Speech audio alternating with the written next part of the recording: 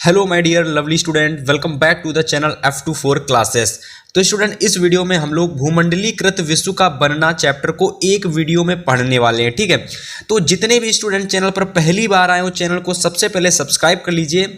ऐसा इसलिए कर लेना है क्योंकि भाई आप सभी लोगों को इस चैनल पर डेली इंपॉर्टेंट क्वेश्चन देखने को मिलेंगे, साथ साथ जो भी चैप्टर है उस पूरे चैप्टर के इंपॉर्टेंट क्वेश्चन एक ही वीडियो में करा दिए जाएंगे। ठीक है, यानी ये समझ लीजिए जो आप लोगों का फुल चैप्टर है वो एक वीडियो में पढ़ा दिया जाएगा और उस पूरे चैप्टर के पीडीएफ भी, यानी पूरा चैप्टर पढ़ाने के बाद में चैप्टर का पीडीएफ भी आपको दिया जाएगा। तो इससे आसान तरीके से पढ़ाई आपको कहीं नहीं हो सकती है। ठीक है, तो इस वजह से कह रहे हैं कि तुरंत चैनल को सब्सक्राइब कर लीजिए, क्योंकि भाई यहां पर आप लोगों को जो प्रश्न कराए जाएंगे उसका पीडीएफ भी दिया जाएगा। ठीक है, तो सबसे पहले चैप्टर कौन सा है हमारा? सामाजिक विज्ञान का भूमंडलीकृत विश्व का बनना, जो कि हमारा हिस्ट्री का तीसरा चैप्टर है। ठीक है, आप सभी जानते हो कि ये हिस्ट्री का, ठीक है, हिस्ट्री का ये तीसरा चैप्टर है। तो बात नहीं करते हैं, वीडियो को लाइक कर देना है आप लोगों को, और चैनल पर नया हो तो सब्सक्राइब भी कर लेना है आप लोगों को। तो देखो, सबसे पहले क्या मैं आपको बताऊंगा, इस चैप्टर में फुल चैप्टर पढ़ाया जाएगा, साथ में इस चैप्टर में क्या क्या होगा। तो देखिए, बहुविकल्पी क्वेश्चन होंगे चैप्टर के, इस चैप्टर के सभी लघुत्तरीय क्वेश्चन होंगे और इस चैप्टर के सभी विस्तृत उत्तरीय क्वेश्चन होंगे। ठीक है, जो बहुविकल्पी प्रश्न होंगे वो आप लोगों के 1 मार्क्स के होंगे, यानी एक एक नंबर वाले बहुविकल्पी एमसीक्यू होंगे। इसके बाद देखिए, जो लघुत्तरीय हम आपको पढ़ाएंगे वो आपके एग्जाम में 4 मार्क्स के पूछे जाते हैं, यानी 4 नंबर के, और बहुत ही अच्छे तरीके से आपको ये लघुत्तरीय समझ में आ जाएंगे। ठीक है, इसके बाद देखिए, विस्तृत उत्तरीय जो कि 6 मार्क्स के आपके एग्जाम में आते हैं वो बताए जाएंगे। एक इंपॉर्टेंट बात मैं आपको बता देता हूं, फिर मैं क्लास को स्टार्ट करता हूं। कि इंपॉर्टेंट बात यह है कि भाई सोशल साइंस में जितना हो सके आप लोगों को क्या करना है कि चीज़ों को रटना नहीं है, चीज़ों को रटना नहीं है। मैं आपको शुरुआत में बता दे रहा हूँ, चीज़ों को रटना नहीं है। जितना हो सके आपको जो भी क्वेश्चन है, ठीक है, जो भी आपको क्वेश्चन मैं बताता हूँ उनके जो भी आंसर हैं, ठीक है, उन सभी क्वेश्चन को आपको स्टोरी की तरह समझना है। ठीक है, एक स्टोरी की तरह समझ लेना है। फिर आप जब एग्जाम में इन क्वेश्चन के आंसर देने जाएं तो आप अपने अनुसार बना करके एग्जाम में आंसर लिख के आएंगे। ठीक है, तो चलिए फिर स्टार्ट करते हैं क्लास को। और सबसे पहले हम आपको बताएंगे इस चैप्टर के सभी महत्वपूर्ण बहुविकल्पीय प्रश्न। तो सबसे पहले देखेंगे, सबसे पहले इंपॉर्टेंट बहुविकल्पी यानी एमसीक्यू। तो सबसे पहला क्वेश्चन आप लोगों का है कि मानव अधिकार दिवस कब मनाया जाता है। ठीक है, बहुत ज़्यादा इंपॉर्टेंट क्वेश्चन, एग्जाम में बहुत बार आता है क्वेश्चन कि मानव अधिकार दिवस कब मनाया जाता है। तो 10 जनवरी को मनाया जाता है, कि 10 अगस्त को मनाया जाता है, कि 10 जुलाई को मनाया जाता है, कि 10 दिसंबर को मनाया जाता है। तो देखिए, मानव अधिकार दिवस आप लोगों का राइट आंसर हो जाएगा इसका कि 10 दिसंबर को मनाया जाता है। किस दिन मनाया जाता है? 10 दिसंबर को मानव अधिकार दिवस मनाया जाता है। ठीक है, नोट कर लीजिए इस क्वेश्चन को। चलिए नेक्स्ट क्वेश्चन की बात करते हैं, क्वेश्चन नंबर 2 कि वह संक्रामक, ठीक है, वह संक्रामक लिख लीजिए, वह संक्रामक बीमारी जो यूरोपीय लोगों के साथ दक्षिणी अमेरिका में पहुंची। ठीक है, तो उस बीमारी का नाम बताइए। ठीक है, उस संक्रामक बीमारी का नाम बताइए जो यूरोपीय लोगों के साथ में दक्षिण अमेरिका में पहुंच गई, यानी वो यूरोपीय लोगों के साथ में थी और साथ ही दक्षिण अमेरिका में भी पहुंच गई। तो एड्स की बीमारी थी, कि प्लेग की बीमारी थी, कि हैजा की बीमारी थी, कि चेचक की बीमारी थी। ठीक है, तो देखिए इसका राइट ऑप्शन हो जाएगा चेचक की बीमारी। कौन सी बीमारी थी? चेचक की बीमारी। ठीक है, जो कि यूरोपीय लोगों के साथ में दक्षिणी अमेरिका तक भी पहुंच गई थी। नोट कर लीजिए सेकंड क्वेश्चन, फिर हम बात करते हैं थर्ड क्वेश्चन की। चलिए क्वेश्चन नंबर 3। तो क्वेश्चन नंबर 3 आप लोगों का क्या कह रहा है? तो क्वेश्चन नंबर 3 है कि आर्थिक महामंदी का प्रयास किस वर्ष हुआ। ठीक है, तो बहुत आसान क्वेश्चन है, एग्जाम में बहुत ज़्यादा पूछा जाता है। ठीक है, और देखना ये 2025 के बोर्ड एग्जाम में आपको किसी ना किसी सेट में ज़रूर रखा हुआ मिल जाएगा क्वेश्चन। ठीक है, कि आर्थिक महामंदी का प्रारंभ किस वर्ष हुआ। ठीक है, तो आपको एक ऑप्शन याद रखना है कि आर्थिक महामंदी का जो प्रारंभ था वो वर्ष 1929 ईस्वी में हुआ था। ठीक है, कब हुआ था? वर्ष 1929 में हुआ था किसका? आर्थिक महामंदी का प्रारंभ। ठीक है, तो इसको आप नोट कर लेंगे। चलो अगले क्वेश्चन की बात करते हैं, क्वेश्चन नंबर 4। क्वेश्चन नंबर 4 कि भारत के अनुबंधित मजदूरों को निम्न में से किन देशों में ले जाया जाता था। यानी कि जो भारत के अनुबंधित मजदूर हुआ करते थे, ठीक है, मतलब समझ रहे हो, जो भारत के अनुबंधित मजदूर हुआ करते थे उनको कौन से देशों में लिए जाया जाता था काम कराने के लिए। ठीक है, तो देखिए चार ये दे रखे हैं। देखिए पहला ऑप्शन दे रखा है आप लोगों का कि मार्सिस फिजी में ले जाया जाता था। कि सिलोन मलाया में ले जाता था, या फिर कि त्रिनाद ग्युयाना सूरीनाम में ले जाया जाता था, या फिर उपयुक्त सभी में ले जाया जाता था। तो देखिए भारत के जो अनुबंधित मजदूर थे इनको काम कराने के लिए इन तीनों ही जगहों पर ले जाया जाता था, यानी इन तीनों जगह ये जाते थे, इनको जबरदस्ती ले जाया जाता था। मारियस कीजी, ठीक है, सिलोन मलाया और त्रिनाद ग्युयाना और सूरीनाम। तो इसका राइट ऑप्शन हो जाएगा तीनों में, मतलब कि उपयुक्त सभी में, ठीक है, क्योंकि तीनों में ही जाते थे ये मजदूर, ठीक है। तो इसका राइट ऑप्शन नंबर 4 हो जाएगा। समझ गए सभी जन। चलिए भाई अगले क्वेश्चन की बात करते हैं, क्वेश्चन नंबर 5 की।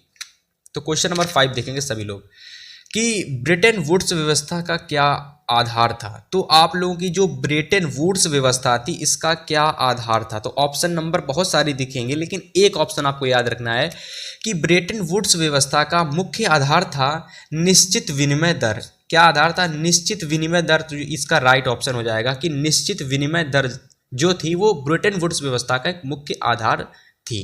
समझ गए सभी लोग। चलिए अगले क्वेश्चन की बात करते हैं। क्वेश्चन नंबर 5 तक आपके कंप्लीट हो चुके हैं। चलिए क्वेश्चन नंबर 6 देखते हैं आप। चलिए भाई तो क्वेश्चन नंबर 6 देखिए आप लोग कि विश्व व्यापार संगठन की स्थापना कहाँ पर हुई थी। ठीक है, 4 ऑप्शन दे रखे हैं कि विश्व व्यापार संगठन की स्थापना कहाँ पर हुई थी। न्यूयॉर्क में हुई थी, कि वाशिंगटन में हुई थी, कि जिनेवा में हुई थी, कि ऑस्ट्रिया में हुई थी। ठीक है, तो इसका राइट ऑप्शन क्या होगा कि विश्व व्यापार के संगठन की स्थापना कहाँ हुई थी। तो विश्व व्यापार संगठन की स्थापना न्यूयॉर्क में हुई थी। ठीक है, तो इसको लगा लीजिए टिक। ठीक है, न्यूयॉर्क। सेकंड क्वेश्चन है यानी क्वेश्चन नंबर 7 की सन 1785 ईस्वी में सूत काटने वाली नई मशीन का आविष्कार किसने किया था। ठीक है, तो 4 ऑप्शन दे रखे होंगे। ठीक है, देखिए पहला ऑप्शन दे रखा है हारक्रूइज ने। किसने किया था? हारक्रूइज ने किया था, कि रिडेले ने किया था, कि स्टैनली ने किया था, कि जोहन ने किया था। तो सन 1785 ईस्वी में सूत काटने वाली मशीन का आविष्कार हारक्रूइज ने किया था। किसने? हारक्रूइज ने। ग्रूइज, ठीक है, हारग्रूइज ने किया था। ठीक है, याद कर लोगे, हारग्रूइज ने किया था।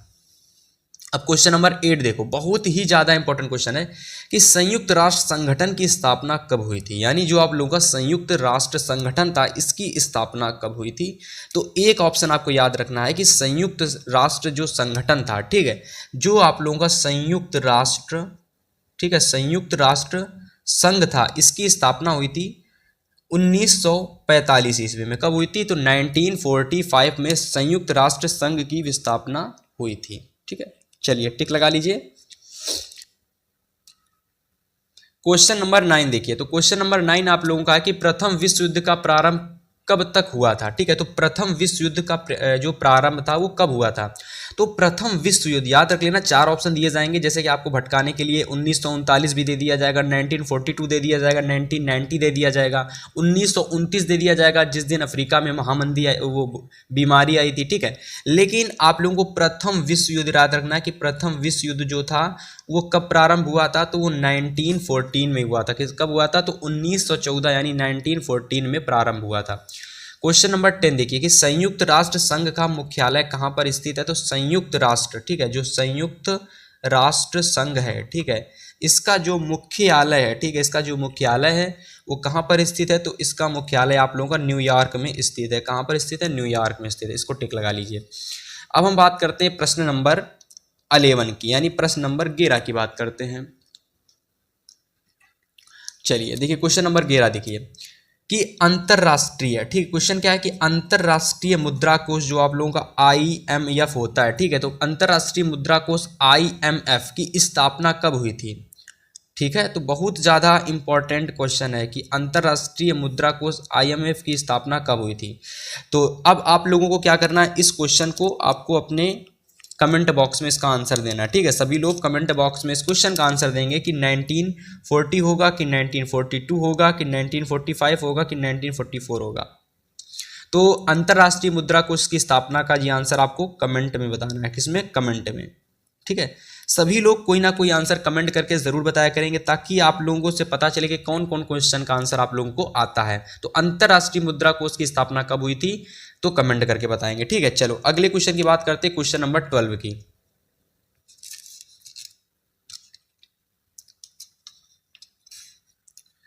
चलो क्वेश्चन नंबर 12 देखिए। क्वेश्चन नंबर आप लोग 12 देखिए। 12 नंबर क्वेश्चन देखिए क्या कह रहा है कि ब्रिटेन में, ठीक है, कॉर्न कानून समाप्त करने का क्या कारण था। तो कॉर्न कानून जो था, यानी जो कॉर्न का मतलब होता है मक्का, तो मक्का पर जो भी कानून लगा हुआ था उसको समाप्त करने का आपको कारण बताना है। ठीक है, 4 ऑप्शन दे रखे होंगे, चलिए देखते हैं। चलिए देखते हैं सबसे पहले पहला ऑप्शन कि जनसंख्या में वृद्धि, कृषि उत्पादों में अधिकता, कॉर्न आयात पर नियंत्रण, कि उद्योगपतियों एवं शहरी लोगों का विरोध। ठीक है, तो भैया ब्रिटेन में जो कॉर्न लॉ यानी कॉर्न थी, जो मक्का थी, उस पर जो कानून लगाया गया था, उसका मुख्य कारण था कि उद्योगपतियों एवं शहरी लोगों का विरोध। यानी जो उद्योगपति थे, ठीक है, उनके बीच में और शहरी लोगों के बीच में क्या हुआ था, विरोध होने लगा था, जिसके चलते क्या था कि कॉर्न पर कोई कानून लगा दिया गया था। ठीक है, तो इसका राइट ऑप्शन नंबर 4 हो जाएगा, टिक लगा लेंगे। ठीक है, आप लोग क्वेश्चन नंबर अब 13 को देखते हैं। सारे के सारे क्वेश्चन इतने ज़्यादा इंपॉर्टेंट हैं कि भैया ये सारे क्वेश्चन आपको 2025 के सेट में यहीं से क्वेश्चन आपको देखने को मिलेंगे। ठीक है, क्वेश्चन नंबर 13 नंबर कि 1944 में ब्रिटेन वुड्स सम्मेलन था। ठीक है, इसको देखिए, बहुत ज़्यादा इंपॉर्टेंट क्वेश्चन आ चुका है भाई साहब, ये बहुत ही ज़्यादा इंपॉर्टेंट क्वेश्चन है, सभी लोग देख लीजिए कि 1944 में जो ब्रिटेन वुड्स सम्मेलन, ठीक है, ये कहाँ आयोजित किया गया था। देखिए इस क्वेश्चन को सबसे पहले देखिए कि 1944 में ब्रिटेन वुड्स सम्मेलन कहाँ आयोजित किया गया था। तो 4 ऑप्शन दे रखे होंगे कि ब्रिटेन दे रखा होगा, फ्रांस दे रखा होगा, अमेरिका दे रखा होगा, भारत दे रखा होगा। तो 1944 में ब्रिटेन वुड्स सम्मेलन कहाँ स्थापित किया गया था, तो इसका राइट ऑप्शन हो जाएगा अमेरिका। क्या इसका राइट ऑप्शन हो जाएगा, अमेरिका हो जाएगा इसका राइट ऑप्शन। अब हम बात करते हैं क्वेश्चन नंबर 14 की, क्वेश्चन नंबर 14 की देखते हैं। तो 14 नंबर क्वेश्चन आपका कह रहा है कि 1929 में आर्थिक मंदी, ठीक है, 1929 में आई हुई आर्थिक मंदी का मुख्य कारण क्या था। तो देखिए 4 ऑप्शन दे रखे होंगे, कृषि क्षेत्र में अधिक उत्पादन, अत्यधिक निवेश, बैंकों का निजीकरण, उद्योगों की संख्या में वृद्धि।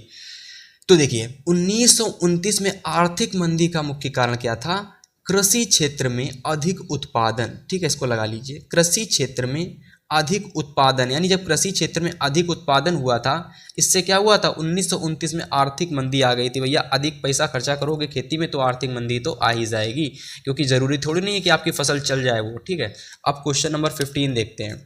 क्वेश्चन नंबर 15 लास्ट क्वेश्चन कि ब्रिटेन वुड्स नामक संस्था थी, तो निम्नलिखित में से कहाँ स्थित है। ठीक है, ये जो संस्था थी ब्रिटेन वुड्स नामक संस्था, ये कहाँ पर स्थित थी। तो 4 ऑप्शन दे रखे होंगे, चलिए देखते हैं।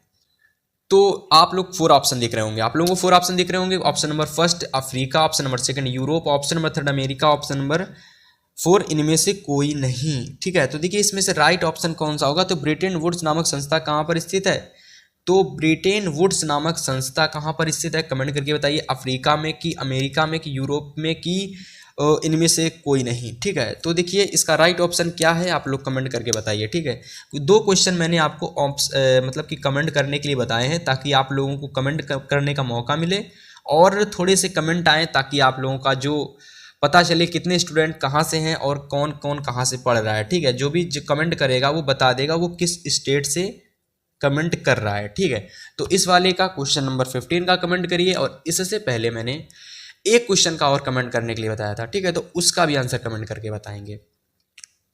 चलिए भाई नेक्स्ट क्वेश्चन की बात करते हैं। बात करते हैं क्वेश्चन नंबर लघु उत्तरीय प्रश्नों के। ठीक है, देखिए लघु उत्तरीय प्रश्न क्या है भाई, ये जितने भी लघु उत्तरीय प्रश्न है ना, ये आपके बोर्ड परीक्षा में 4 मार्क्स के पूछे जाएंगे। कितने मार्क्स के, 4 मार्क्स के पूछे जाएंगे। बहुत ही ज़्यादा इंपॉर्टेंट लघुत्तरीय प्रश्नों को लाए हैं, जो कि सीधा देखिए, जो कि आपके बोर्ड परीक्षा में सीधा एकदम डायरेक्ट यही क्वेश्चन 2025 के बोर्ड एग्जाम में आपको रखे हुए मिलेंगे। ठीक है, तो इससे पहले अगर आपको देर ना हो जाए तो इन क्वेश्चन को जल्दी से तैयार कर लीजिए, पीडीएफ आपको मिल ही जाएगा, बस आपको क्वेश्चन तैयार करना है। तो देखिए सबसे पहला क्वेश्चन आप लोगों का है क्वेश्चन नंबर 1 कि प्रथम विश्व युद्ध, ठीक है, देखिए तो फर्स्ट क्वेश्चन आप लोगों का है लॉन्ग क्वेश्चन, यानी 4 नंबर वालों में से, कि प्रथम विश्व युद्ध के किन्हीं 3 परिणामों का उल्लेख कीजिए। तो सबसे पहले इस क्वेश्चन में आपको प्रथम विश्व युद्ध क्या है, सबसे पहले आपको यह बताना है कि भैया प्रथम विश्व युद्ध क्या है। तो आप लोगों को प्रथम विश्व युद्ध में क्या लिखना है कि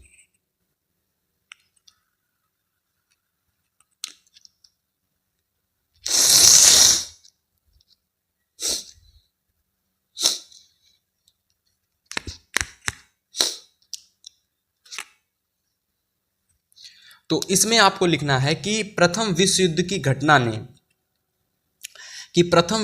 घटना ने यूरोप को ही नहीं, ठीक है, यूरोप को ही नहीं बल्कि संपूर्ण विश्व की आर्थिक, राजनीतिक, सामाजिक दिशा को बदल दिया था। ठीक है, इन राजनीतिक, आर्थिक एवं सामाजिक परिणामों का उल्लेख निम्नलिखित है। यानी प्रथम विश्व युद्ध के पश्चात संपूर्ण देश में अनेक जो चीज़ें थी, सामाजिक हो या राजनीतिक हो, सभी तरीके से सारी चीज़ें बदल चुकी थी। स्क्रीनशॉट ले लीजिए, हालांकि पीडीएफ तो मिल ही जाएगा। आगे लिखिए आप लोग, आगे आप लोग यहाँ से लिखेंगे, फिर सबसे पहला कारण बना करके लिखेंगे।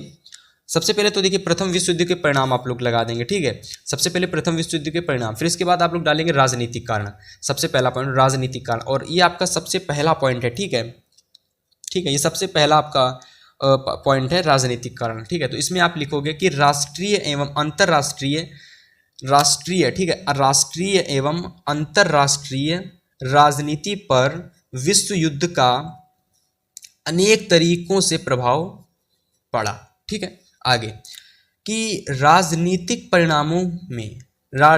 परिणामों ने संपूर्ण विश्व में, यानी संपूर्ण विश्व की व्यवस्था को ही बदल दिया था। ठीक है, तो राजनीतिक परिणामों ने क्या किया था, संपूर्ण विश्व की व्यवस्था ही बदल दी। ठीक है, इन परिणामों में राजतंत्री सरकारों का पतन, ठीक है, जो राजतंत्री सरकारें थी उनका पतन, जनतंत्री भावना का, ठीक है, विकास, और राष्ट्रीय की भावना, यानी राष्ट्रीयता की जो भावना थी, ठीक है, इसका विकास, और साथ में अंतर्राष्ट्रीय की भावना थी, जो अंतर्राष्ट्रीयता की जो भावना थी उसका विकास, और साथ में देखिए ठीक है, अधिनायवाद का उदय हुआ, और अमेरिका का उदय हुआ, अमेरिका का उत्कर्ष, जापान का उत्कर्ष, ये सभी शामिल थे। ठीक है, तो राजनीतिक परिणाम में ये सारी चीज़ें बदलाव हुई। क्या हुई, सारी चीज़ें बदलाव हुई जब प्रथम विश्व युद्ध के परिणाम, जब प्रथम विश्व युद्ध पूरी तरीके से समाप्त हो चुका था, तो ये कुछ चीज़ें सामने निकल करके आई थी।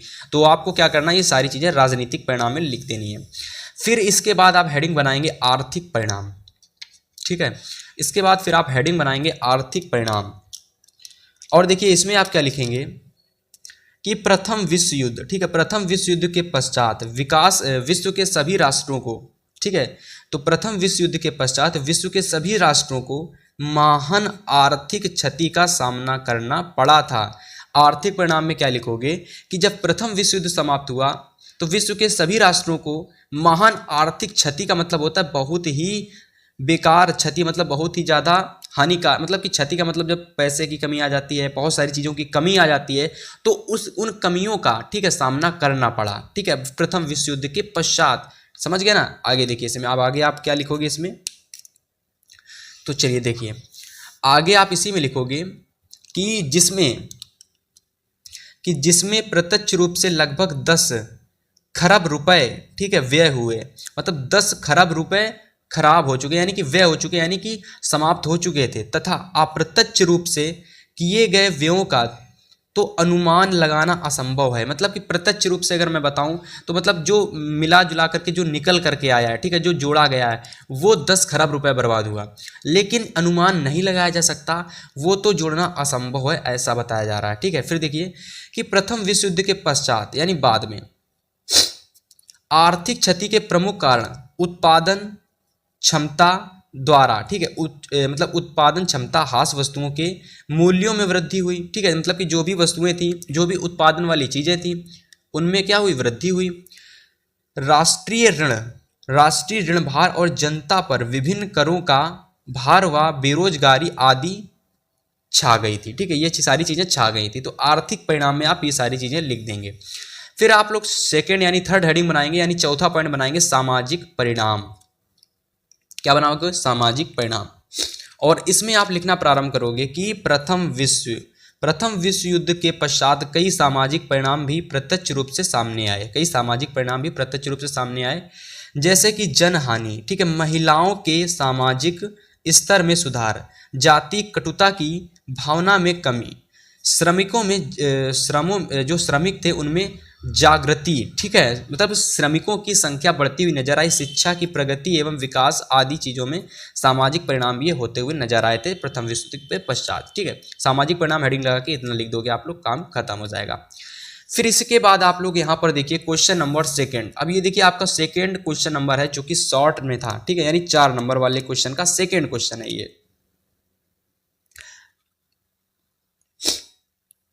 देखिए इसमें आपको क्या ध्यान देना है, देखिए इसमें आपको ध्यान देना है कि भैया ये क्वेश्चन कहना चाह रहा है कि कार्न लॉ के निरस्त होने के बाद, ठीक है, जब कार्न लॉ निरस्त हो चुका था यानी कार्न लॉ समाप्त हो चुका था, तो ब्रिटेन की खाद्य समस्या का हल किस प्रकार हुआ। ठीक है, जो ब्रिटेन की खाद्य यानी खाने की जो समस्या थी उसका जो हल था वो किस प्रकार हुआ, उसको स्पष्ट करना है। देखो क्वेश्चन सभी इंपॉर्टेंट हैं, सभी क्वेश्चन 2025 के लिए इंपॉर्टेंट हैं, तो सभी को मैं टिक नहीं लगाऊंगा, तो इस वजह से जो मैं बता दे रहा हूँ वो सारे ही इंपॉर्टेंट क्वेश्चन हैं। और इस चैप्टर के अंदर केवल आप इतने प्रश्नों को तैयार कर लीजिए, बस इससे ज़्यादा आपको नहीं तैयार करना है।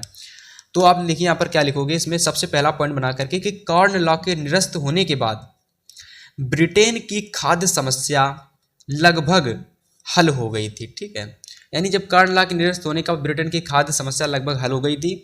अब कम कीमतों पर लोगों के लिए खाद्य पदार्थों का आयात करना संभव था। ठीक है, यानी कार्न लॉ मतलब कि कार्न लॉ जो था, जब कार्न लॉ का मतलब समझ रहे हो, कार्न लॉ का मतलब होता है कि ये जो कार्न लॉ आप लोगों का है, ये मक्का जानते हो, मक्का।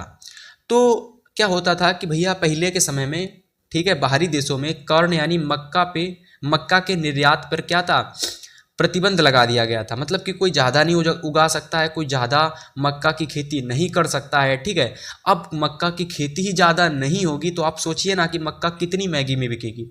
लेकिन जब कार्न लॉ के निरस्त होने के बाद, यानी जो मक्का में प्रतिबंध लगाया गया था, जब वो निरस्त हो चुका था, तो इसके बाद मक्का अधिक से अधिक उत्पादन में लाई जाने लगी, जिससे क्या हुआ कि सभी लोग फिर कम दामों में मक्का को खरीदने लगे। ठीक है, तो वही चीज़ यहाँ पर पहले पॉइंट में बताई गई है। सेकेंड पॉइंट में आप लिखोगे कि आयातित खाद्य पदार्थों की कीमत ब्रिटेन में उत्पादित खाद्य पदार्थों से भी कम थी। मतलब कि जो चीज़ें आती थीं उसकी जो कीमत थी वो उत्पादित खाद्य पदार्थों से भी कम थी। इतना लिख दोगे, फिर हम आपको तीसरा पॉइंट बताते हैं।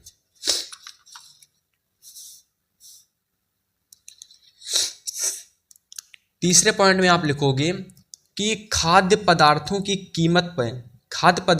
कीमत में गिरावट आने से ब्रिटेन के लोगों की आय में वृद्धि हुई, जिससे खाद्य पदार्थों का पहले से अधिक आयात होने लगा। तो इस तरीके से ये पूरा क्वेश्चन 3 पॉइंट में आपका समाप्त हो जाएगा कि कार्न लॉ के निरस्त होने के बाद में क्या क्या खाद्य समस्या में क्या क्या बदलाव हुए, उन सभी बदलावों को आपको पॉइंट की सहायता से मैंने 3 पॉइंट के अंदर आपको समझा दिया। ठीक है, उम्मीद करते हैं सेकंड क्वेश्चन सभी लोग अच्छे से नोट कर लेंगे। थर्ड क्वेश्चन को देखो। अब इस क्वेश्चन को भी मैं आपको बता देता हूं कि ये वाला भी प्रश्न आपके दृष्टि से, बोर्ड एग्जाम की दृष्टि से वेरी वेरी इंपॉर्टेंट है। ठीक है, वेरी वेरी इंपॉर्टेंट क्वेश्चन है ये वाला भी, इसको भी नोट कर लीजिए आप लोग कि कार्न लॉ क्यों निरस्त किए गए, किन्हीं 3 कारणों की व्याख्या कीजिए। अभी हमने देखा कि कार्न लॉ समाप्त करने के बाद में क्या परिणाम हुए थे। अब हम बात करेंगे कार्न लॉ को क्यों समाप्त किया गया।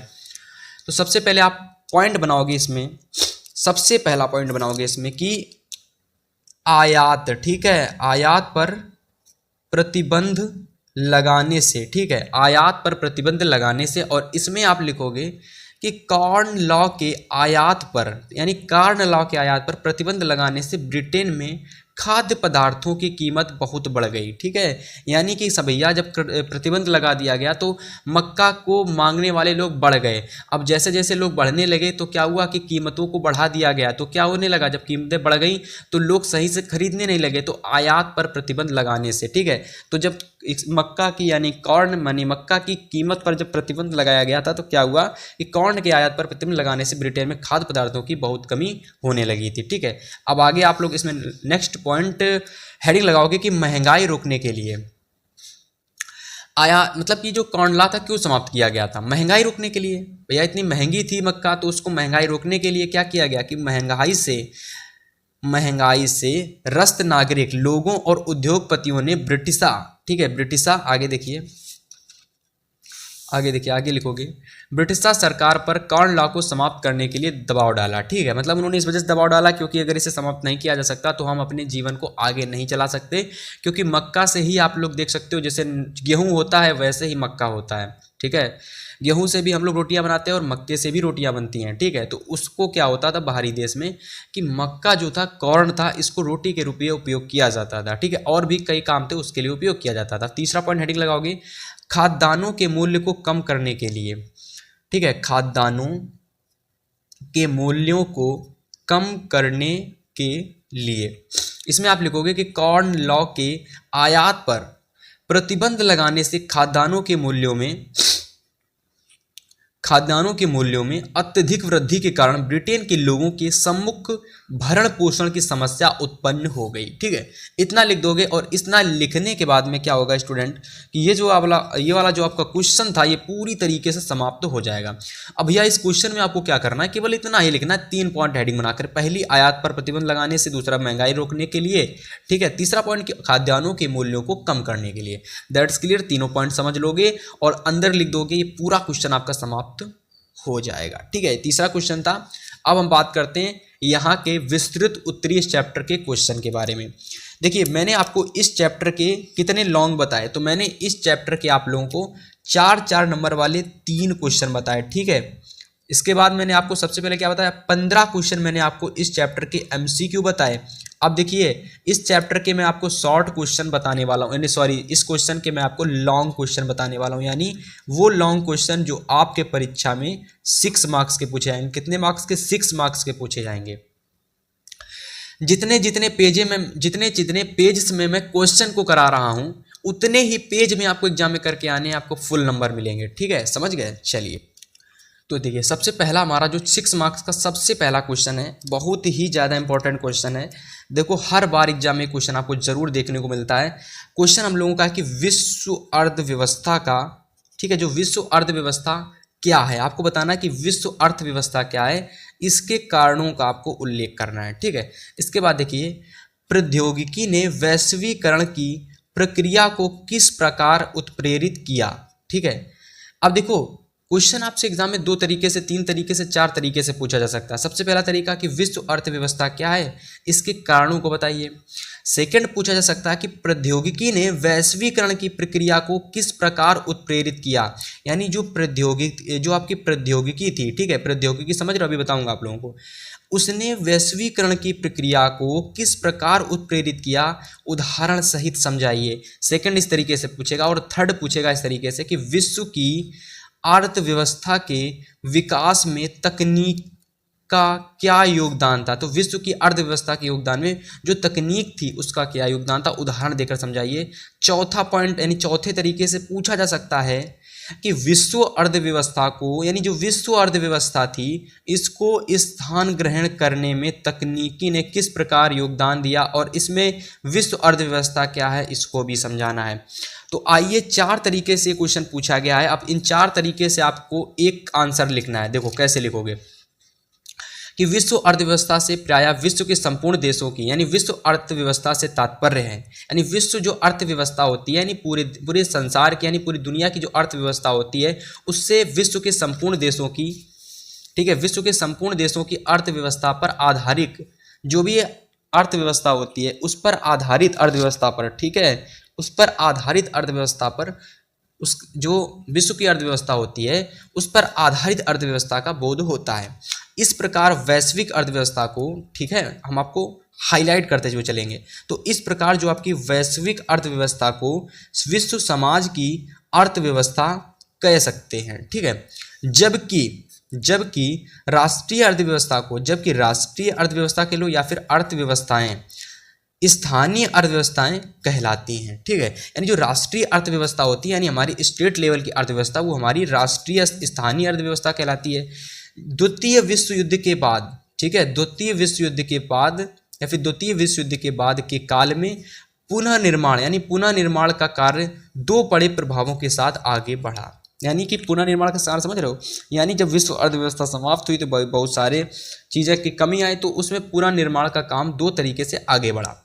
पश्चिमी विश्व युद्ध में अमेरिका आर्थिक, राजनीतिक और सैनिक दृष्टि से एक वर्चस्वशाली ताकत बन चुका था। इसी में लिखिएगा, जिस समाज में पूंजीवादी, यहाँ पर आप लोग में लिख लीजिएगा, यहाँ पर आप लोग क्या लिख लीजिएगा, में लिख लीजिएगा।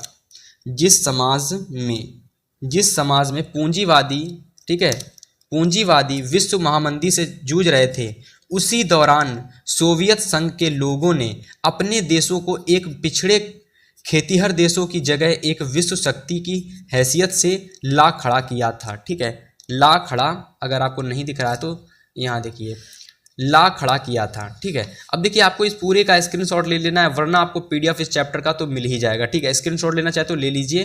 पीडीएफ इस चैप्टर का आपको डिस्क्रिप्शन में लिंक दे रखा है, उसको टैप करेंगे आप टेलीग्राम चैनल पर पहुंच जाएंगे और टेलीग्राम में आप इस पूरे चैप्टर की पीडीएफ को डाउनलोड कर सकते हैं। ठीक है, हालांकि मैं आपको इसका जो नोट्स है वो दिखा रहा हूँ, आप इसका अच्छे से स्क्रीनशॉट ले सकते हैं। ठीक है, एकदम अच्छे से स्क्रीनशॉट ले सकते हैं इसका आप लोग। चलिए, अब आगे इसी में आप लिखोगे, क्योंकि बड़ा क्वेश्चन है भाई बड़ा क्वेश्चन है तो आपको अधिक से अधिक पन्नों में लिखना पड़ेगा। मैं आपको बता दूं, लॉन्ग क्वेश्चन में फुल मार्क्स लाने के लिए आप लोगों को एक ट्रिक अप्लाई करनी है। जितना हो सके चैप्टर की स्टोरी समझिए, 3 से 4-5 पन्ने जितना हो उतना अधिक समझिए और एग्जाम में जाइए और बना बना करके लिख के आइए। ठीक है, समझ रहे हो। आगे देखो, लिखोगे कि विश्व बैंक और IMF ने, ठीक है, विश्व बैंक और IMF ने 1947 में औपचारिक रूप से काम शुरू किया। पश्चिमी औद्योगिक राष्ट्रों और जापान के लिए व्यापार, आय में वृद्धि, एक नए युग का सूत्रपात ब्रिटेन वुड्स व्यवस्था के नाम से हुआ। ठीक है, 70 के दशक के अंतिम वर्षों से बहुराष्ट्रीय कंपनियां भी एशिया के ऐसे देशों में उत्पादन केंद्रित करने लगी जहां वेतन कम थे। ठीक है, बहुत बाहर जो अंतर्राष्ट्रीय यानी जो अलग अलग देशों की कंपनियां थी वो भी वहां जाने लगी जहां के चीज़ों में कमी थी। ठीक है, चीन जैसे देश में वेतन तुलनात्मक रूप से कम थे। ठीक है, और फलस्वरूप विश्व बाजार पर अपना प्रभुत्व कायम करने के लिए जो चीन जैसे देश थे प्रतिस्पर्धा कर रही है। विदेशी बहुराष्ट्रीय कंपनियां ने यह वहां पर जमकर निवेश करना आरंभ कर दिया। कहां पर? चीन पर। ठीक है, चीन पहले बहुत वैसा देश हुआ करता था जहां की जो वेशभूषा थी या फिर जहां की जो चीज़ें थी वहां पर बहुत ही कमी थी चीज़ों की। ठीक है, तो अब फिलहाल चीन बहुत आगे जा चुका है, लेकिन पहले इन चीज़ों की कमी थी चीज़ों में। ठीक है, तो वही चीज़ यहाँ पर मैंने लिखी हुई है। आगे आप इसी में लिखोगे कि रेलवे, भाप के जहाज, टेलीग्राफ और ये सब तकनीकी बदलाव बहुत महत्वपूर्ण रहे। औपनिवेशिक यहाँ देखिए, औपनिवेशीकरण के कारण औपनिवेशिकीकरण, ठीक है, औपनिवेशिकीकरण के कारण यातायात और परिवहन साधनों में भारी सुधार किए गए। औपनिवेशीकरण के कारण यातायात और परिवहन साधनों में भारी सुधार किए गए। ये देखिए लाइन रिपीट हो चुकी है, इतना मत लिखिएगा। यहां से लिखिएगा तेज चलने वाली रेलगाड़ियां बनी। ठीक है, तेज चलने वाली रेलगाड़ियां बनी, बोगियों का भार कम किया गया, जलपोतों का आकार बड़ा किया गया जिसमें किसी भी उत्पाद को खेतों से दूर दूर के बाजारों में कम लागत पर अधिक सरलता से पहुंचाया जा सके। अमेरिका ऑस्ट्रिया का न्यूजीलैंड सब जगहों से जानवरों की बजाय उनका मांस यूरोप भेजा जाने लगा। ठीक है, ये चीज़ लिखोगे। फिर आगे देखिए, इससे न केवल समुद्री यात्रा में आने वाला खर्च कम हो गया बल्कि यूरोप में मांस के दाम पर भी, जो यूरोप था वहाँ पर मांस के दाम भी गिर गए। ठीक है, इतना सब लिखने के बाद में पूरा क्वेश्चन आपका कंप्लीट हो जाएगा। ठीक है, ये देखिए क्वेश्चन एक पन्ने में आया, 2 पन्ने में आया। हालांकि अगर आप इसका स्क्रीनशॉट लेना चाहते हो तो ले सकते हो। ठीक है, पूरा आपको मैं दिखा देता हूँ इसका स्क्रीनशॉट, अच्छे से ले लीजिए स्क्रीनशॉट। ठीक है, अच्छे से एकदम स्क्रीनशॉट ले लीजिए इसका आप लोग। नीचे वाला ले लेते हैं आपको। चलिए भाई, ले लीजिए स्क्रीनशॉट। तो देखिए ये 1 पन्ने में आया, ठीक है, 2 पन्ने में आया, 3 पन्ने में आया, 4 पन्ने में यह वाला आंसर आया। पहला लॉन्ग क्वेश्चन आपका दीर्घ क्वेश्चन। सेकंड दीर्घ क्वेश्चन है कि भारतीय, ठीक है, देखिए इसको देखिए अच्छे से एकदम, कि भारतीय अर्थव्यवस्था पर महामंदी के किन्हीं 3 प्रभावों का उल्लेख कीजिए। यानी जो भारतीय अर्थव्यवस्था थी इसके महामंदी के किन्हीं 3 प्रभावों का उल्लेख करना है। मतलब देखिए क्वेश्चन को आपको अच्छे से समझना है भाई, कि क्वेश्चन हमसे कह रहा है कि भारतीय अर्थव्यवस्था पर, ठीक है, कि जो भारतीय अर्थव्यवस्था थी, ठीक है, तो भारतीय अर्थव्यवस्था पर महामंदी जो आई थी उसके किन्हीं 3 प्रभाव आपको बताने हैं। अब अगर ये क्वेश्चन इस तरीके से नहीं आएगा, फिर देखिए इस तरीके से आएगा कि भारतीय अर्थव्यवस्था पर आर्थिक महामंदी के पड़ने वाले प्रभावों का वर्णन कीजिए। अब देखिए 2 आपको रूप मिल गए। अगर इस तरीके से नहीं आएगा तो इस तरीके से आएगा। अब अगर इस तरीके से भी नहीं आएगा तो इस तरीके से आएगा कि भारतीय अर्थव्यवस्था पर वैश्विक मंदी के किन्हीं 4 परिणामों का उल्लेख कीजिए। अब इसके क्वेश्चन के आंसर को आप ऐसे लिखोगे कि कार्न लॉ के समाप्त करने के बारे में कार्न लॉ समाप्त करने के बाद सबसे पहले ऐसे लिख दोगे ऊपर नीले पेन से कि भारतीय अर्थव्यवस्था पर वैश्विक महामंदी के 4 कारण निम्न हैं। यानी भारतीय अर्थव्यवस्था पर जो वैश्विक महामंदी आई थी उसके 4 कारण निम्नलिखित हैं। सबसे पहला कारण है कि कार्न लॉ के समाप्त करने के बारे में ब्रिटिश सरकार का फैसला। ठीक है, इसमें आप क्या लिखोगे? इसमें आप लिखोगे कि ब्रिटेन की जनसंख्या 18वीं सदी के अंतिम दशक में तेजी से बढ़ने लगी, जिसके या फिर इसके प्रभाव से ब्रिटेन में भोजन, जब संख्या बढ़ेगी तो देखिए क्या होता है, भोजन की मांग बढ़ी और फलस्वरूप भूस्वामियों के दबाव में आकर ब्रिटेन की सरकार ने कॉर्न के आयात पर पूरी तरह से प्रतिबंध लगा दिया। ठीक है, आगे देखिए, जिस कानून के माध्यम से सरकार ने कॉर्न के आयात पर प्रतिबंध लगाया उसे कार्न लॉ कहा जाता था। खाद्य पदार्थों की ऊंची कीमतों से परेशान होकर, ठीक है, खाद्य पदार्थों की ऊंची कीमतों से परेशान होकर देश के उद्योगपति, ठीक है, देश के उद्योगपतियों और शहरी नागरिकों ने जो शहरी नागरिक थे उन्होंने सरकार को इस बात के लिए विवश कर दिया कि वे कार्न लॉ को तत्काल निरस्त कर दें। ठीक है, आगे लिखोगे कि कार्न लॉ के समाप्त होने के बाद बहुत कम कीमत पर खाद्य पदार्थों का आयात किया जाने लगा और आयात खाद्य पदार्थों यानी आने वाले खाद्य पदार्थों की लागत ब्रिटेन में पैदा होने वाले खाद्य पदार्थों से भी कम थी। जब अपने ही देश में कॉर्न लगाया जाने लगा तो वहाँ से आने वाली जो लागत थी उससे कम दाम में हम कॉर्न को यानी मक्के को खरीद सकते थे। आगे आप इसी में लिखोगे, इसी में पॉइंट में लिखोगे कि ऐसे में ब्रिटिश किसान आयातित खाद्य पदार्थों की कीमत का मुकाबला नहीं कर सके और फलस्वरूप देशों के विशाल भूभाग पर खेती बंद हो गई और हजारों की संख्या में कृषक बेरोजगार हो गए और ऐसे में गांवों को उजड़ कर लोग शहर दूसरे देशों को भागने लगे। जब भैया जो भी चीज़ें थी, जब ब्रिटेन में, जब देखिए ब्रिटेन से जो मक्का आती थी वो सस्ते दाम में बिक रही है और अपने देश के लोग इसको महंगे दाम में बेच रहे हैं, तो कौन खरीदेगा? सस्ती वाली ब्रिटेन से आने वाली मक्का खरीदी जाएगी।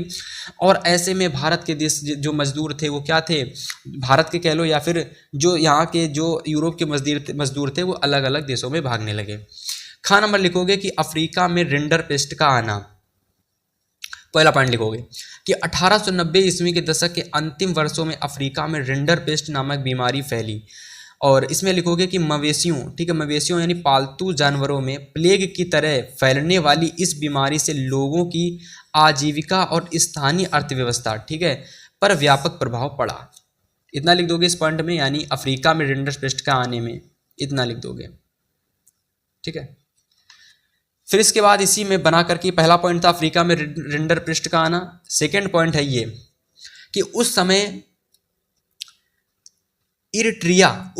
इरिट्रिया यानी पूर्वी अमेरिका का देश, इरिट्रिया मतलब पूर्वी अमेरिका का देश पर आक्रमण कर रहे इटली के सैनिकों के भोजन के लिए एशिया देशों में मवेशी लाए जा रहे थे और रिंडरपेस्ट बीमारी जो रिंडरपेस्ट बीमारी थी फैली हुई थी, तो रिंडरपेस्ट बीमारी आधिपत्य वाले एशियाई देशों में यहाँ आ पहुँची थी। मतलब वहाँ क्या था कि जो सैनिक लड़े जा रहे थे उनके लिए मवेशियों का जो भोजन था वो लाया जा रहा था और वो भोजन कैसा था, वो भोजन खराब था और ख़राब भोजन को बाहर डाल दिया गया था, जिससे कि ये बीमारी धीरे धीरे वहाँ के मवेशियों में भी पहुँचने लगी। तीसरा पॉइंट लिखोगे कि पूर्वी अफ्रीका में प्रविष्टि हुई यह बीमारी शीघ्र ही पश्चिमी अफ्रीका की ओर बढ़ते हुए 1892 ईस्वी में अंटार्कटिक तट तक पहुंच गई। मतलब अंटार्कटिक जो तट था वहां तक पहुंच गई और अफ्रीका में रिंडरपेस्ट के संक्रमण मार्ग में पड़ने वाले क्षेत्रों में 90% के दशक मवेशी जो थे, 90% जो मवेशी थे वो मारे गए। 4 नंबर पॉइंट बनाकर लिखोगे कि बड़ी संख्या में पशुओं के मारे जाने के बाद अफ्रीका को श्रम बाजार की ओर ले जाने हेतु बागान मालिकों, खान मालिकों तथा औपनिवेशिक सरकारों ने शेष बचे मवेशियों को अपने नियंत्रण में ले लिया। जो शेष बचे थे उनको अपने नियंत्रण में, जो शेष बचे मवेशी थे उनको अपने नियंत्रण में ले लिया ताकि उनमें भी कोई प्लेग नामक यानी कोई रिंडरपेस्ट नामक बीमारी ना आए। ठीक है, अब देखिए इसका 5वां पॉइंट आप लिखोगे बना करके। 5वां पॉइंट बना लिखोगे, बचे हुए पशु संसाधनों पर नियंत्रण से यूरोपीय उपनिवेशकारों की समस्त अफ्रीका जो जीतना और गुलाम बनने का अवसर मिल गया। ठीक है, जीतने और गुलाम बनने का अवसर मिल गया। गा नंबर इसे में लिखोगे क्वेश्चन में। गा नंबर देखिए, सेकंड नंबर आपका था रेंडर पृष्ठ का आना। गा नंबर है विश्व युद्ध के कारण यूरोप में कामकाजी उम्र के पुरुषों की मौत। क्या लिखा हुआ है कि विश्व युद्ध के कारण यूरोप में कामकाजी उम्र के पुरुषों की मौत हो जाने से क्या क्या हुआ। तो देखिए पहला पॉइंट देखिए, प्रथम विश्व युद्ध था वो अगस्त 1914 में आरंभ हुआ। तत्कालीन ज्यादातर सरकारों का ऐसा सोचना था कि युद्ध दो चार माह में समाप्त हो जाएगा, किंतु इस युद्ध के समाप्त होने में 4 वर्ष अधिक का समय लग गया। प्रथम विश्व युद्ध के परिणाम में अत्यंत विनाशकारी हुए। ठीक है, सेकेंड पॉइंट लिखोगे कि यह प्रथम औद्योगिक युद्ध था। ये जो युद्ध था ये प्रथम औद्योगिक युद्ध था। इस युद्ध हेतु विश्व भर से बड़ी संख्या में सैनिक भर्ती किए गए। ठीक है, जब सैनिक भर्ती किए गए तो बच तो जाएंगे नहीं, मारे जाएंगे ना। तो सेकंड पॉइंट में ये बताया गया, उन सैनिकों को जलपोतों एवं रेलगाड़ियों में भरकर, ठीक है, भरकर युद्ध के मोर्चे पर लाया गया और इस युद्ध में 90 लाख से अधिक लोग मारे गए, यानी सैनिक मारे गए, और 2 करोड़ से ज़्यादा लोग घायल, 2 करोड़ से ज़्यादा सैनिक घायल हो गए। तीसरा, मृतकों एवं घायलों में कामकाजी जनसंख्या के लोग अधिक थे और इस त्रसादी के कारण यूरोप में कार्यशील जनसंख्या में बहुत कमी, यानी जो कार्य करने वाले लोग थे उनकी जनसंख्या में बहुत कमी आई। चौथा पॉइंट, युद्ध के परिणाम स्वरूप परिवार के सदस्यों की संख्या घट जाने से परिवार की आय में गिरावट दर्ज की गई। यानी जब परिवार के जो बड़े लोग थे, जो बड़े घर के काम करने वाले जो व्यक्ति थे, पुरुष थे, उनकी वो खत्म हो चुके थे, वो मर गए थे, तो वहाँ की जो आय थी वो कमाने वाले कोई लोग बचे नहीं, तो वहाँ की आय में कमी आ गई। 5 नंबर पॉइंट कि प्रथम विश्व युद्ध ने सामाजिक संतुलन को प्रभावित किया और युद्ध में पुरुषों के मारे जाने व घायल होने से गिरती हुई परिवार की आय को फिर से पटरी पर लाने के लिए महिलाओं को, ठीक है, महिलाओं को काम करने के लिए, घर के लिए, यानी काम करने के लिए घर की सीमा से बाहर निकलना पड़ा। ठीक है, आगे घ नंबर पॉइंट कि भारतीय अर्थव्यवस्था पर महामंदी का प्रभाव। तो भारतीय अर्थव्यवस्था पर महामंदी का क्या प्रभाव हुआ उसको देखिए। इस पर लिखोगे आप लोग कि 1929 की विश्वव्यापी महामंदी का पश्चिमी देशों के साथ साथ उनके उपनिवेशों पर गंभीर प्रभाव पड़ा। यानी जो पश्चिमी देश थे उनसे सटे हुए जो उपनिवेश, यानी कि जो ऐसे देश थे जहाँ पर मतलब कि जो इधर उधर के लोग रहा करते थे, उन पर भी काफ़ी बड़ा प्रभाव पड़ा। तो भारतीय अर्थव्यवस्था भी इसके प्रभाव में से अछूती नहीं रही और भारतीय अर्थव्यवस्था पर मंदी के प्रभाव का विवरण कह लो या फिर विवरण कह लो इस प्रकार है। ठीक है, तो सबसे पहला पॉइंट कि व्यापारिक क्षेत्र पर प्रभाव पड़ा। सेकंड, किसानों की स्थिति पर प्रभाव पड़ा। चौथा, शहरों और ग्रामीण अर्थव्यवस्था पर प्रभाव पड़ा और वैश्वीकरण की प्रक्रिया का पुनर्जीवन हुआ। ठीक है, अब देखिए 11 नंबर, इसी क्वेश्चन में सेकंड नंबर बहुत ही बड़ा क्वेश्चन था, मैंने आपको फिर से बताया। और सेकंड नंबर क्वेश्चन तैयार करने के बाद आप लोगों के बहुत सारे क्वेश्चन तैयार हो जाएंगे, ये पूरी गारंटी है। जिसने सेकंड वाले क्वेश्चन को अच्छे से तैयार कर लिया, इस सेकंड वाले लॉन्ग क्वेश्चन को अच्छे से स्टोरी की तरह पढ़ लिया, ये जो सेकंड वाला लॉन्ग क्वेश्चन था, इसको पढ़ने के बाद मैं गारंटी ले रहा हूँ कि आपके बहुत सारे शॉर्ट क्वेश्चन कंप्लीट हो जाएंगे, बहुत सारे आपके MCQ कंप्लीट हो जाएंगे और 1-2 लॉन्ग भी आपके इसी में से बन जाएंगे। ठीक है, 11 नंबर की बहुराष्ट्रीय कंपनियों द्वारा अपने उत्पादन को, ठीक है, इसको अच्छे से पढ़िए। तो बहुराष्ट्रीय कंपनियों द्वारा अपने उत्पादन को एशियाई देशों में स्थानांतरित करने का निर्णय। इसमें क्या लिखोगे? पहला पॉइंट कि बहुराष्ट्रीय कंपनियों की स्थापना 1920 ईस्वी के दशक में की गई थी। अंतर्राष्ट्रीय वित्तीय संस्था में 70 के दशक के मध्य में कई परिवर्तन किए गए। परिवर्तित नवीन परिस्थिति में विकासशील देश अंतर्राष्ट्रीय संस्थानों से ऋण और विकास संबंधी सहायता ले सकते थे। ठीक है, पहला इतना लिख दोगे। सेकंड पॉइंट में लिखोगे कि बहुराष्ट्रीय कंपनियों का विश्वव्यापी प्रसार 50 से 60 के दशक की एक प्रमुख विशेषता थी। इसका प्रमुख कारण था कि अधिकतर देशों की सरकारें देश में बाहर से आने वाले सामान पर भारी आयात शुल्क वसूलती थी। ठीक है, इतना लिख दोगे। तीसरा पॉइंट देखिए, तीसरा पॉइंट लिखोगे इसी में कि 1970 के ईस्वी के दशक में एशियाई देशों में बेरोजगारी बढ़ने लगी और ऐसे में बहुराष्ट्रीय कंपनियों ने एशियाई देशों में उत्पादन इकाइयां स्थापित करने का प्रयत्न किया, क्योंकि यहाँ इन्हें कर्मचारियों को कम वेतन देने में, कर्मचारी थे उनको कम वेतन देना पड़ता था।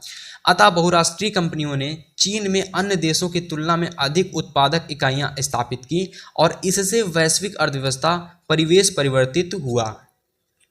ठीक, तो इस तरीके से देखिए, एक पन्ने, दो पन्ने, ठीक है, अभी मैं आपको दिखा रहा हूँ, तीन पन्ने, चार, ठीक है, एक ये 5, एक ये 6, एक ये 7 और एक ये 8 पेज में ये वाला क्वेश्चन कंप्लीट हुआ है। लेकिन जिसने भी इस क्वेश्चन को तैयार कर लिया, पढ़ लिया इसके पॉइंट को, मैं गारंटी ले रहा हूँ कि एग्ज़ाम में कोई भी क्वेश्चन आएगा इस चैप्टर से रिलेटेड या फिर इस पूरी हिस्ट्री से रिलेटेड, वो कहीं ना कहीं बना करके पूरा क्वेश्चन लिख के आएगा। इसी वजह से मैं बड़े बड़े क्वेश्चन के कराता हूँ, ताकि आप लोगों को इंपॉर्टेंट क्वेश्चन भी तैयार हो जाए और ऐसा क्वेश्चन तैयार हो जाए जिससे रिलेटेड आप कोई क्वेश्चन आ जाए, आप बना करके एग्जाम में लिख के आओ। ठीक है, अब क्वेश्चन नंबर 3 देखिए, जो ब्रिटेन वुड्स समझौता था, इसका क्या अर्थ था और ब्रिटेन वुड्स ट्विन किन्हें कहा जाता है? ब्रिटेन वुड्स समझौते का कारण क्या था और उद्देश्य क्या था?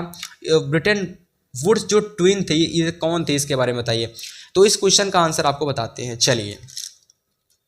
तो अब देखिए, इस क्वेश्चन के आंसर को आप किस तरीके से पूरे क्वेश्चन को आप समाप्त कर दोगे। अगर आपने सेकंड वाले क्वेश्चन को अच्छे से तैयार किया है तो मैं गारंटी ले रहा हूं एग्जाम में अगर ये क्वेश्चन आपके आ जाएगा ना, तो इस क्वेश्चन का आंसर भी आप अच्छे से कराओगे। देखो, क्वेश्चन में हमसे पूछा गया था कि ब्रिटेन वुड्स समझौता क्या था, इससे बताइए। ब्रिटेन वुड्स ट्विन किन्हें कहा जाता था वो बताइए। ब्रिटेन वुड्स समझौते के कारणों को बताइए और उद्देश्यों को बताइए। ब्रिटेन वुड्स जो ट्विन थे किसे कहा जाता है वो बताइए। 3 तरीके से क्वेश्चन आएगा, एक आंसर इसका है। ध्यान से देखिए, ध्यान से देखिए एकदम। चलिए, ऐसे लिखोगे, सबसे पहले लिखोगे कि 2 विश्व युद्धों के बीच अंतरराष्ट्रीय आर्थिक व्यवस्था को निर्धारित करने के लिए कुछ महत्वपूर्ण निर्णय लिए गए, जैसे औद्योगिक विश्व में आर्थिक स्थिरता एवं पूर्ण रोजगार को बनाए रखा जाना। और इस प्रकार फ्रेमवर्क पर जुलाई 1944 ईस्वी में अमेरिका स्थित न्यू हैम्पशायर के ब्रिटेन वुड्स नामक स्थान पर संयुक्त राष्ट्र की मौद्रिक एवं वित्तीय सम्मेलन में सहमति बनी थी और इसे ब्रिटेन वुड्स के रूप में जाना जाता था। फिर से समझा देते हैं, तो अगर आपको समझ में नहीं आया, कि 2 विश्व युद्ध के बीच में अंतरराष्ट्रीय आर्थिक व्यवस्था को निर्धारित करने के लिए, किसको? अंतरराष्ट्रीय जो आर्थिक व्यवस्था था इसको निर्धारित करने के लिए कुछ महत्वपूर्ण निर्णय लिए गए, जैसे कि औद्योगिक विश्व में आर्थिक स्थिरता एवं पूर्ण रोजगार को बनाए रखना। इस प्रकार फ्रेमवर्क पर, ठीक है, किस पर? फ्रेमवर्क पर, ठीक है, फ्रेमवर्क था जिस पर जुलाई 1944 ईस्वी में अमेरिका स्थित न्यू हैम्पशायर के ब्रिटेन वुड्स नामक स्थान पर संयुक्त राष्ट्र की मौद्रिक एवं वित्तीय सम्मेलन में सहमति बनी थी। किसमें? संयुक्त राष्ट्र की मौद्रिक एवं वित्तीय सम्मेलन में सहमति बनी थी और इससे ही ब्रिटेन वुड्स के रूप से जाना जाता था। उद्देश्य के रूप में पहला लिखो कि लाभ और घाटे में निपटने के लिए मुद्रा कोष की स्थापना। लाभ और घाटे से निपटने के लिए मुद्रा कोष की स्थापना, और इसमें लिखोगे सदस्य देशों के विदेशी व्यापार में लाभ और घाटे से निपटने के लिए ब्रिटेन वुड्स सम्मेलन में ही अंतर्राष्ट्रीय मुद्रा कोष की स्थापना की गई।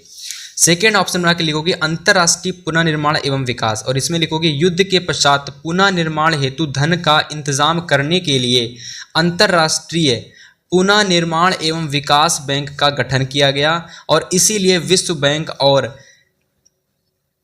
IMF को ब्रिटेन वुड्स संस्था या ब्रिटेन वुड्स ट्वीट भी कहा जाता है। क्या कहा जाता है? ब्रिटेन वुड्स ट्वीन भी कहा जाता है। इसी आधार पर युद्धोत्तर अंतर्राष्ट्रीय व्यवस्था यानी युद्धोत्तर अंतर्राष्ट्रीय आर्थिक व्यवस्था को प्रायः ब्रिटेन वुड्स व्यवस्था भी कहा जाता है।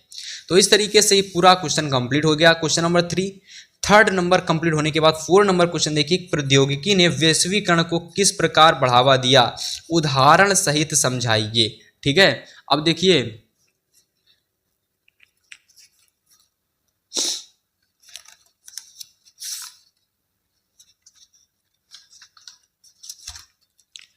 इस क्वेश्चन का आंसर आप लोग किसी क्वेश्चन बैंक से ढूंढ लोगे क्वेश्चन बैंक से नहीं मिलता, किसी बुक से ढूंढ लोगे। अब इस क्वेश्चन का आंसर आप स्वयं ढूंढोगे। और देखिए दूसरा वाला क्वेश्चन कराने के बाद मैं गारंटी ले रहा हूं कि इस क्वेश्चन को आंसर को आप स्वयं से निपटा दोगे, ठीक है। अगर आपसे क्वेश्चन नहीं बनता है, बनने का मतलब ये है कि अगर आपको क्वेश्चन नहीं मिलता है कहीं पर किसी बुक में, आपको नेक्स्ट वीडियो समझ लो, या फिर मैं बहुत जल्द इंपॉर्टेंट लॉन्ग क्वेश्चन के वीडियोस लाऊंगा। तो जो भी प्रश्न छूटते चलते हैं चैप्टर के, उन प्रश्नों को मैं उन इंपॉर्टेंट लॉन्ग क्वेश्चन की सीरीज में मैं करवा दूंगा, ठीक है।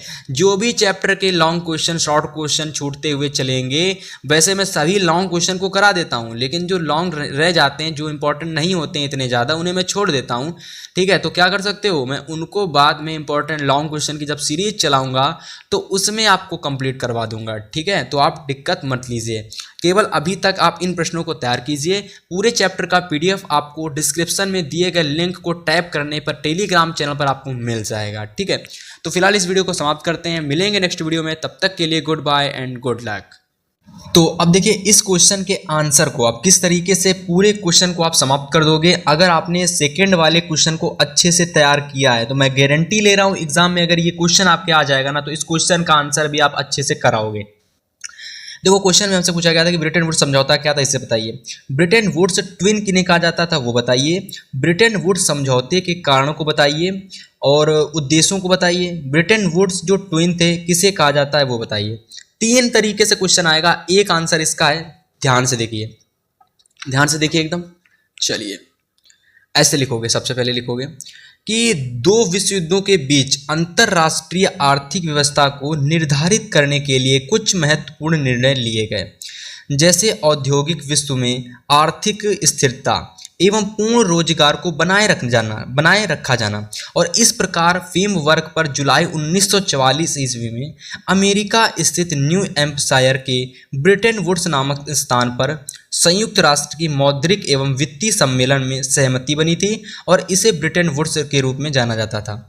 फिर से समझा देते हैं तो अगर आपको समझ में नहीं आया कि 2 विश्व युद्ध के बीच में अंतरराष्ट्रीय आर्थिक व्यवस्था को निर्धारित करने के लिए, किसको, अंतरराष्ट्रीय जो आर्थिक व्यवस्था था इसको निर्धारित करने के लिए कुछ महत्वपूर्ण निर्णय लिए गए, जैसे कि औद्योगिक विश्व में आर्थिक स्थिरता एवं पूर्ण रोजगार को बनाए रखना।